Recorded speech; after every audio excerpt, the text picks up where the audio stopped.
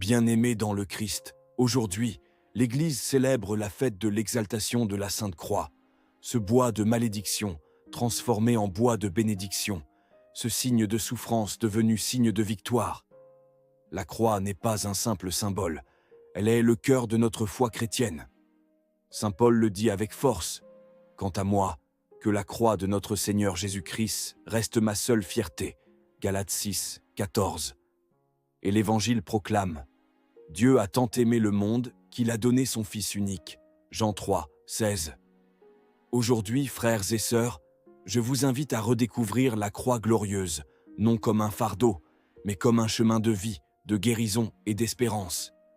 La première lecture est tirée du livre des Nombres 21, 4 à 9. Le serpent élevé au désert. Le peuple d'Israël, fatigué dans le désert, se révolte contre Dieu. Alors surgissent les serpents brûlants, image du péché et de la mort.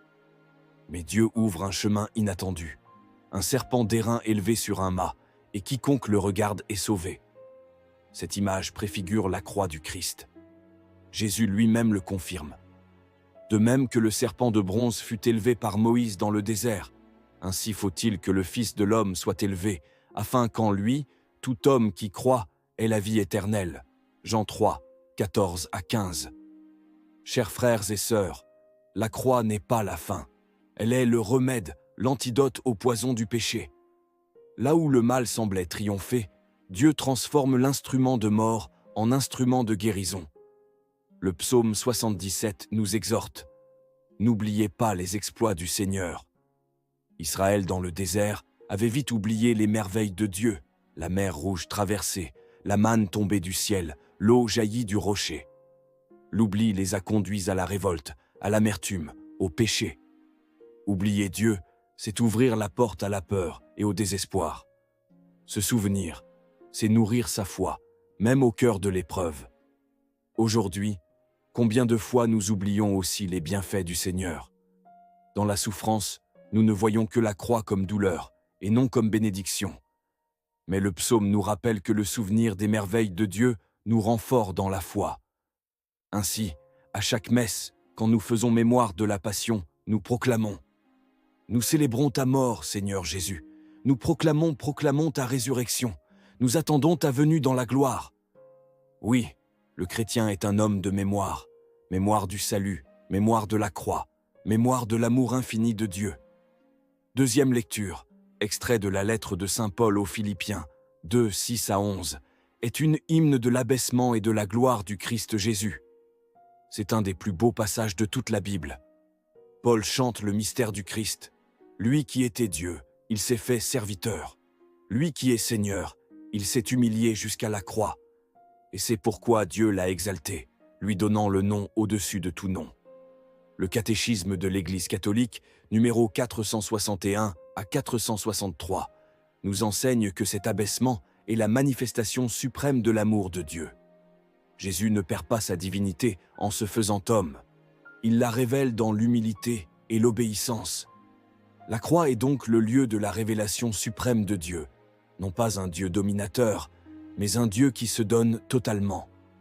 Ici, nous découvrons le chemin du disciple, l'humilité, le service, l'obéissance à la volonté de Dieu.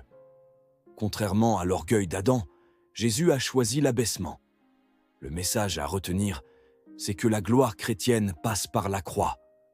Sans abaissement, pas d'exaltation.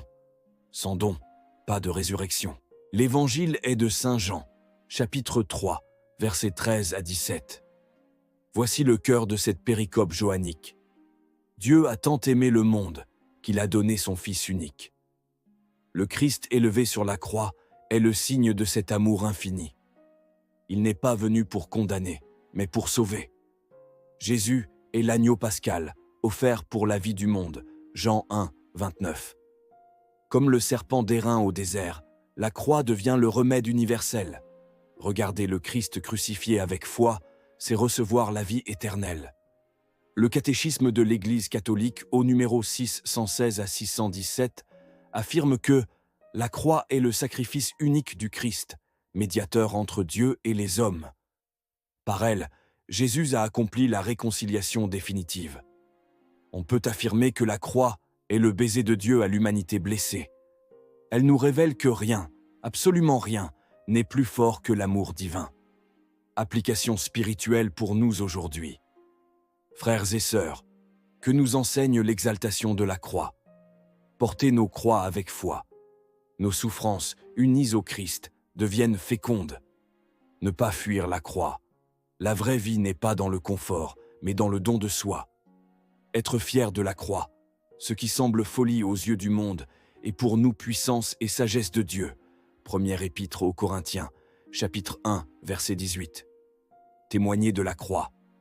Par nos vies transformées, nous montrons que l'amour est plus fort que la haine, la lumière plus forte que les ténèbres. Regardez la croix pour être guéri. Comme Israël dans le désert, nous devons tourner les yeux vers Jésus, source de salut. Saint Jean Chrysostome disait « La croix est la volonté du Père, la gloire du Fils, la joie de l'Esprit. » Prions ensemble. Seigneur Jésus-Christ, toi qui as accepté d'être élevé sur la croix pour nous sauver, nous venons aujourd'hui nous prosterner devant ce bois sacré. Nous croyons que ta croix est puissance de vie, remède contre nos péchés, espérance au cœur de nos épreuves. Apprends-nous à ne pas fuir nos croix, mais à les unir à la tienne pour qu'elles deviennent source de salut. Donne-nous la force d'aimer jusqu'au bout, d'humilier notre orgueil, d'accueillir la volonté du Père comme toi tu l'as fait. Par ta croix, Seigneur, guéris nos blessures, libère nos cœurs et fais de nous des témoins de ton amour jusqu'aux extrémités de la terre. À toi la gloire, le règne et la puissance, aujourd'hui et pour les siècles des siècles. Amen. Aujourd'hui, fixons nos yeux sur la croix, non pas comme sur un objet de douleur, mais comme sur le signe éclatant de l'amour de Dieu. Frères et sœurs, ne fuyez pas vos croix. Accueillez-les, unissez-les à celles du Christ, et elles deviendront des sources de vie. Si ce message t'a touché, partage-le largement. Abonne-toi à Vie et Communication dans la foi pour recevoir chaque semaine une parole vivante et puissante. Et aujourd'hui, pose un geste concret. Fais le signe de la croix avec foi et proclame que tu appartiens à Jésus.